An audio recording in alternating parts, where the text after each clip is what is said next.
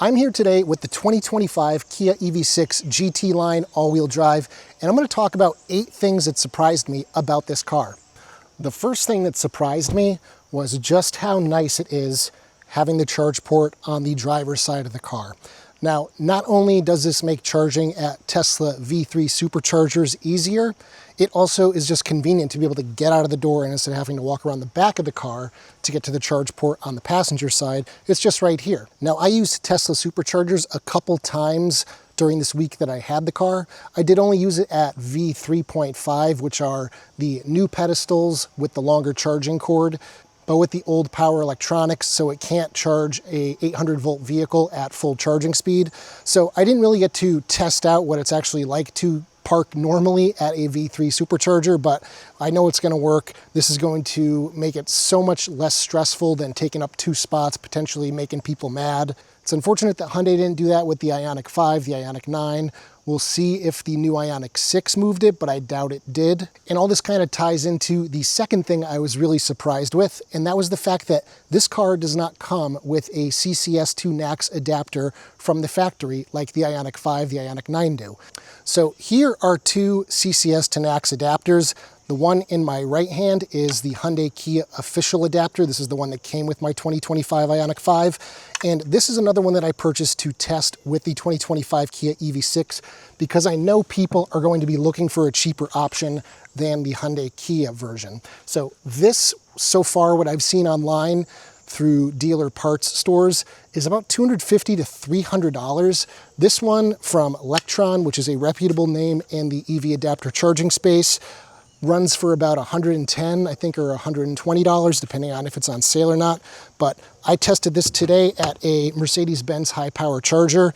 It charged full charging speed. This did not slow it down at all. It didn't derate. So for $110, I think this is probably the move if you did just buy a Kia EV6 or EV9, because I don't think the EV9 comes with one either. Whichever one you do decide to buy, though, I did make a caddy that can go in either the armrest or the lower center console in the car, so you can store this vertically, you can put caps on it, you can also store your J1772 adapter next to it, and that one does actually come with the car, but it's only good for level 2 charging. So if you want to use any other charger that's not Tesla or some Ioniq stations or very few Electrify America stations, you're kind of out of luck. So here's the J1772 adapter that comes with the car. That plugs in. You can use whatever J1772 charger you have at your house or available in the public. And I do have an adapter holder specifically just for this if you don't plan on buying one of those, if you're just going to use Tesla superchargers. But if you're road tripping in an EV, you're really going to want to have a CCS to NACS adapter. Otherwise, you're going to be really limited in what stations outside of Tesla you can use to charge. And if you want full charging power, which is one of the biggest selling points of the EV6, then you're going to want to get one. So I will have links in the description to the Lectron version if you're interested in purchasing that. The second thing that surprised me is under the hood, and that is the fact that the 2025 Kia EV6 comes with an AGM battery, which stands for Absorbent Glass Mat. Now, this is a type of 12-volt battery that is more preferable for deep cycling, so using a lot of electronics throughout the car, because these cars have to run a lot of systems. You have the telematics through Kia Connect, which allows you to remotely check in on the car and request photos and things. Regular lead acid batteries don't do well doing that kind of work. AGMs are much better at it. And anybody who drives an EGMP car in the United States knows that 12-volt batteries have been a big problem. They remain a problem with electric vehicles in general from any automaker. But really nice to see that Kia's moved to AGM. Hyundai did not for the 2025 model year. It'll be interesting to see if for the 2026 Ioniq 5 they do. But as far as I'm aware, Kia's the only one doing it right now. I know in some European countries, specifically colder countries up in Scandinavia, they've had AGM batteries for a couple years now. And these are the batteries that were originally spec'd with the EGMP cars, from what I had been told by an engineer who worked at Hyundai. And then the penny pinchers came in and said, oh, these are a little too expensive, let's just use the regular lead acid batteries. That's just my assumption, because after working in engineering for a long time, that's usually who had the final say, was the bean counters. So glad to see Kia went a little above and beyond and put that in. Hopefully this will last a little bit longer than the 24 months or so we're seeing with the regular lead acid batteries with EGMP cars, because it just seems a little too premature to me. Now, some of you might find it surprising that a car that costs this much does not automatically lock the doors when you get out and walk away. That's why I sell in my store the automatic door locking device. After 10 seconds, it will automatically lock all the doors of the car, so you can just walk away and not have to worry about people coming up, seeing the door handles popped open and going in and going through your stuff. It installs super easily. In the Kia EV6, there's a panel in the trunk. You open it up, plug in the device, and it's activated the second it's plugged in. If you're interested in purchasing one, you can see that on my website, ioniqguy.com. The next thing that kind of surprised me was the seat bottoms. I'm about 6'2". I've got long legs. This is a comfortable seating position for me. And when I have my foot kind of like how I would like to rest it on the dead pedal here, my thigh just feels like it's sliding off the side of the seat, which I find a little annoying. This might just be a me problem. It might be a tall person problem, but I really am kind of bothered by the seat bottoms here. Seat backs are great, don't get me wrong. They're nice and wide. They actually fit me better than the Ioniq 5. But there's something about the corner here. It just, you can see it slopes off really gently. Unlike in the Ioniq 5, it kind of curves up a little bit, so it feels like it's hugging your thigh. Here, it just like feels like it's falling right off, and it kind of bugs me a little bit. But that's not a deal breaker. I could certainly learn to live with it, but not ideal. The next thing that kind of surprised me is headroom is really bad for tall people in here. This car is shorter than the Ioniq 5, which I consider more of a crossover. Calling the EV6 a crossover really is a stretch to me. It seems much more like a hatchback, and that really shows in the headroom. Again, 6'2". I can fit maybe 1.5 fingers between my head and the ceiling, and I have the seat as far down as it goes. I'll show you. I'll push it up, and I'll push it down. So yeah, headroom, not great. If I even like put my glasses on my head and rest them up there, it hits the ceiling. So if you're over 6'2", 6'3", do not blindly buy an EV6. Go and sit in one, see how headroom is. Now, of course, this being the GT line, it has the sunroof, which is going to eat into headroom a little bit.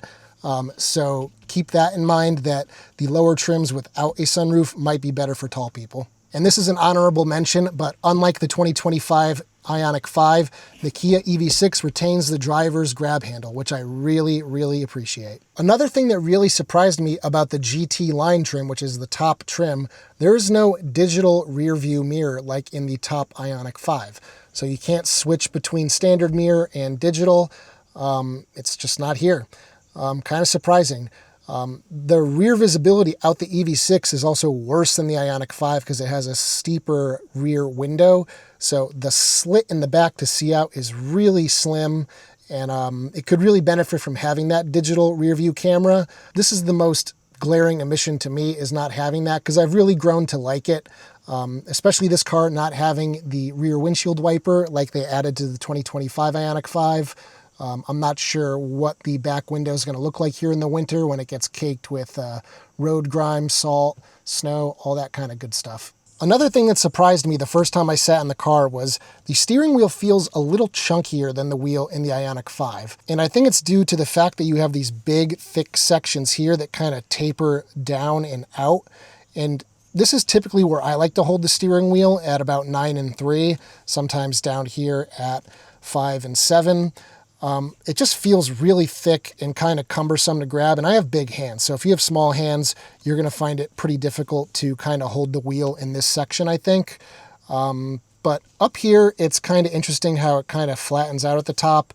I do kind of actually like that. I guess it does it on the bottom too, but I think it works for this car. It's just not my favorite steering wheel. I definitely prefer the Ioniq 5's wheel a little bit more. But again, that's just another small gripe. And while we're here at the steering wheel, another thing that surprised me is that the 2025 EV6 does not have the driver attention warning forward-facing camera like the Ioniq 5 does. Now, for those of you who don't know what this is, it's a little infrared camera that watches the driver's eyes, and if it thinks it's seeing you not paying attention and you have highway drive assist active, it will disable the feature. It'll give you a few warning chimes, and then it will eventually just turn off, which is really dumb.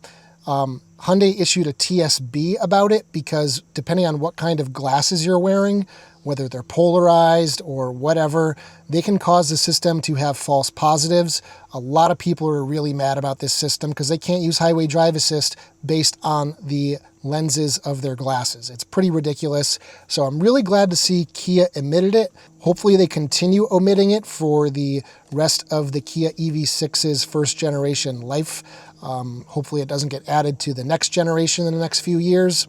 But this steering wheel here for highway drive assist is completely capacitive, so all you got to do is rest a finger or two on it. It senses you're there and it will not disable the system.